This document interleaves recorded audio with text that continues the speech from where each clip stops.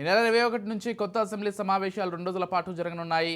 CM Chandrababu తర్వాత సభలో senior MLA అయిన గోరంట్ల బుచ్చయ్య చౌదరిని ప్రోటెం స్పీకర్గా గవర్నర్ రేపు ప్రమాణ స్వీకారం చేయిస్తారు. ఆ తర్వాత రోజు ఎమ్మెల్యేలతో గోరంట్ల ప్రమాణ స్వీకారం చేయిస్తారు. ఇక 22న స్పీకర్ ఎన్నిక జరుగుతుంది. అనంతరం సభను నిరవధికంగా వాయిదా వేస్తారు. తిరిగి జూలైలో బడ్జెట్ నిమిత్తం సభ సమావేశమవుతుంది.